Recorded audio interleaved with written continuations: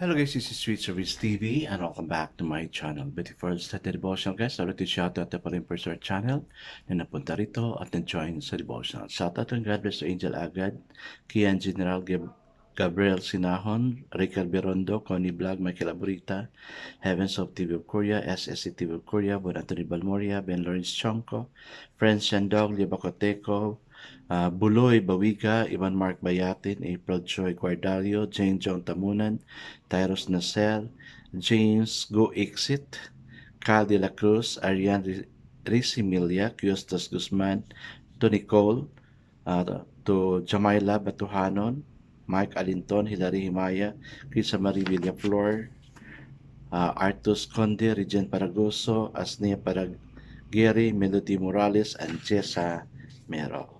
Ito pa pala si Birdski Manlapit. Shoutout na rin sa mga hindi nakisabay na manood sa devotional but still napunta pa rin dito para manood at makinig sa devotional. God bless us all guys.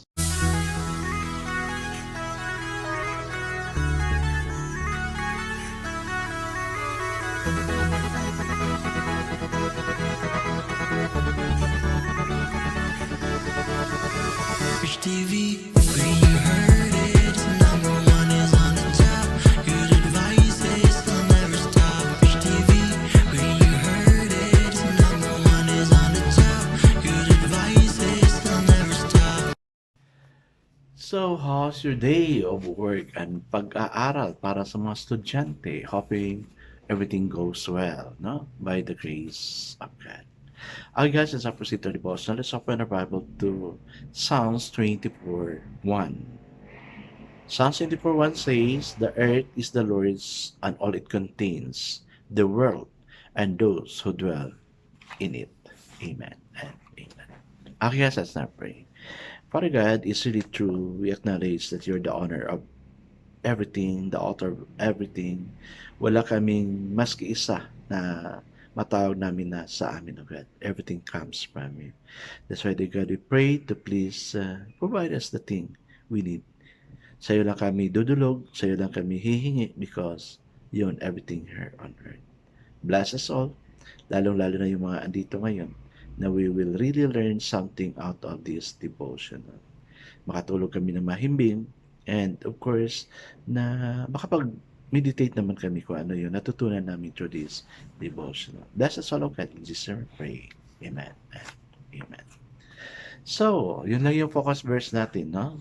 Psalms 24:1, it says, "The earth is the Lord's and all it contains, the world and those who dwell in it." So, the title of our devotion for this evening, guys, is Recognizing God's Ownership.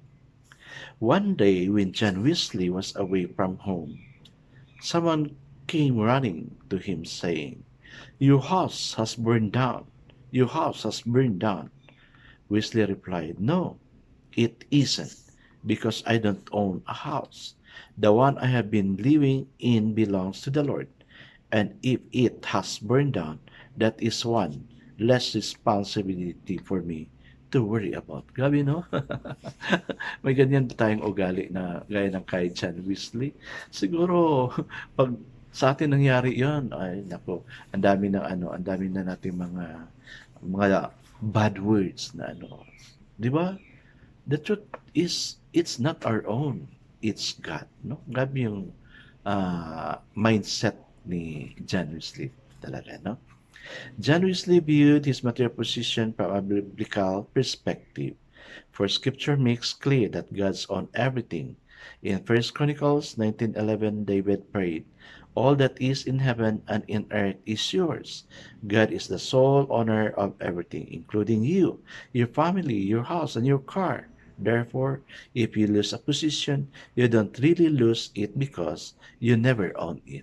Yes, that's true, no? Although God does own everything, He entrusts us to be wise steward. O ito na, no? Ito na yung sinabi ko kagabi, no? Stewards of all that He has given us. Theologians Walter Kaiser wrote, "Material things, goods, and natural resources are in and themselves good, for they are all made by God. That is the constant refrain in the creation narrative of Genesis 1. And God saw that it was good. The misuse of good comes from the unholy people, forgetting forgetting that these are creations by God. That's number one. Number two, God gave men and women the ability to can to earn this position. Yes, and that's also true, and I agree for that. Number three, goods must not be exalted to the level ultimate of absolute concern and worth.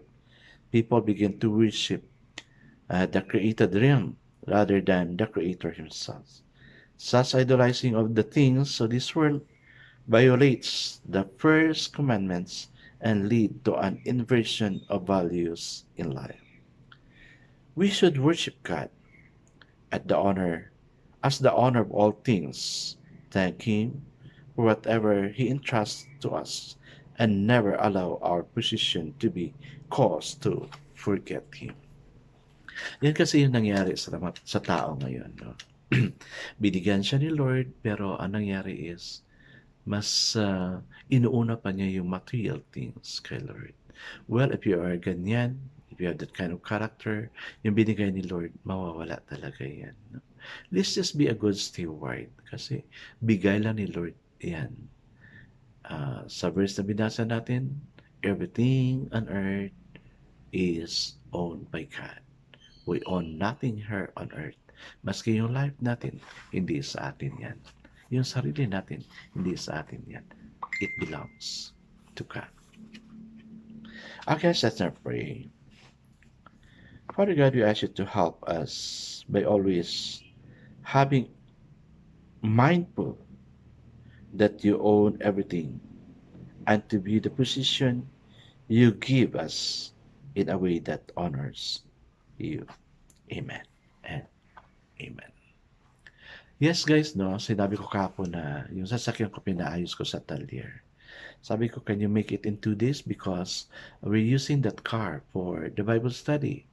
Hatid hakot kasi ang purpose ng car ko. No?